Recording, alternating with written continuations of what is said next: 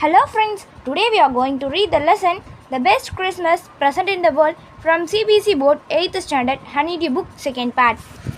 Dearest Connie, I write you in a much happier frame of mind because something wonderful has just happened that I must tell.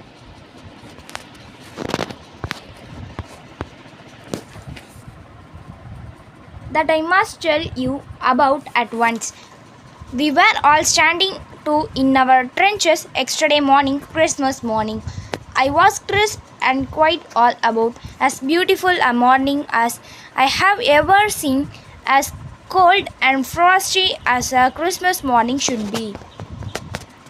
I should like to be able to tell you that we began it, but the truth I'm ashamed to say is that Fritz began it.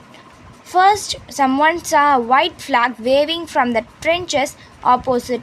Then they were calling out to us from across no man's land, "Happy Christmas, Tommy! Happy Christmas!" When he had got over the surprise, some of us shouted back, "Same to you, Fritz! Same to you!" I thought that would be that. We all did.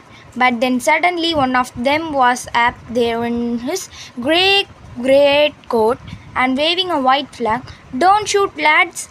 someone shouted, and no one did. Then there was another Fritz up on the parapet and another, "Keep your heads down." I told the man, "It's a trick," but it wasn't. One of the Germans was waving a bottle above his head. "It is a Christmas day, Tommy. We have snaps, we have sausage. We meet you?" "Yes." By this time, there were a dozen of them walking towards us across no man's land, and not a riffle between them. Little Private Morris was the first up. "Come on, boys, what are we waiting for?" And then there was no stopping them. I was the officer.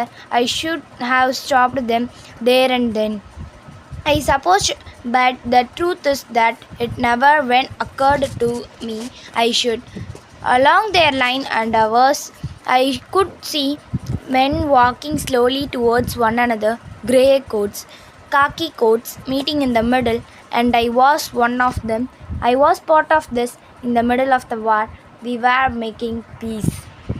We cannot imagine, dearest Connie, my feeling as I looked into the eyes of the Fritz officer who approached me, outstretched. "Hans Wolf," he said, gripping my hand warmly and holding it. "I am from Dusseldorf. I play the cello in the orchestra. Happy Christmas." "Captain Jim Macpherson," I replied, "and a happy Christmas to you too. I am a school teacher from Dorset, in the west of England." "Ah, Dorset," he smiled. "I know this place. I know it very well."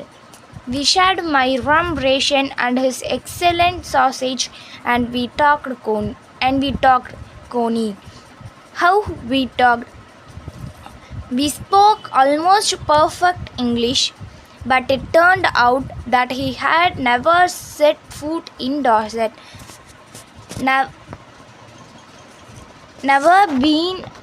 never even been to England. He had learned all the new of England from school and from reading books in English.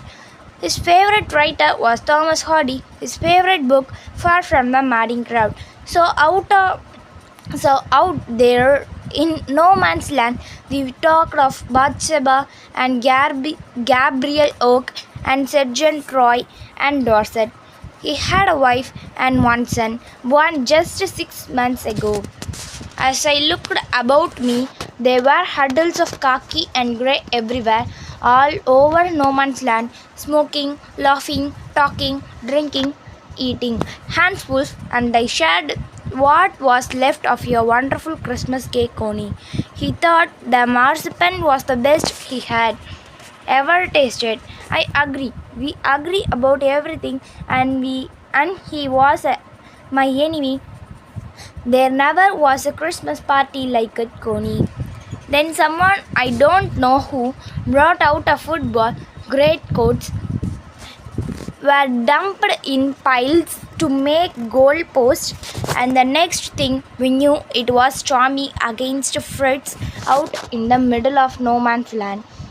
Hans Wolf and I looked on and cheered, clapping our hands and stamping our feet to keep out the cold as much as anything. There was a moment when I noticed our breaths mingling in the air between us. He saw it too and smiled. Jim McPherson, he said after a while. I think this is how we should resolve this war. A football match, no one dies in a football match. No children are orphaned, no wives become widows. I had preferred cricket, I told him. Then we Thomas could be sure of winning. Probably we laughed at that, and together we watched the game. Sad to say. Coney, Fritz won. 2 goal to 1. But as Hans Wolf generally said, our goal was wider than theirs, so it wasn't quite fair. The time came, and all too soon, when the game was finished, the snaps and the rum and the sausage had long since run out, and we knew it was all over. I wished Hans well and told him I hoped we would see his family again soon, that the fighting would end and we could all go home. I think that is what every soldier wants on both sides. Hans Wolf said, Take care, Jim McPherson. I shall never forget this moment, nor you. He saluted and walked away from me slowly.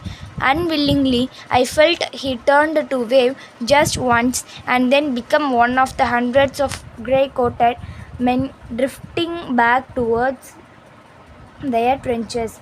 That night, back back in our dugouts, we heard them singing a carol and singing it quietly beautiful. It was still night, silent night. Our boys gave them a rousing chorus of while shepherds watched. We exchanged carols for a while and then we all fell silent. We had our time of peace and goodwill, a time I will treasure as long as I live. Dearest Coney, by Christmas time next year, this war will be nothing but a distant, untroubled memory. I know from all that happened today how much both armies long for peace. We shall be together again soon, I'm sure of it. Your loving Jim.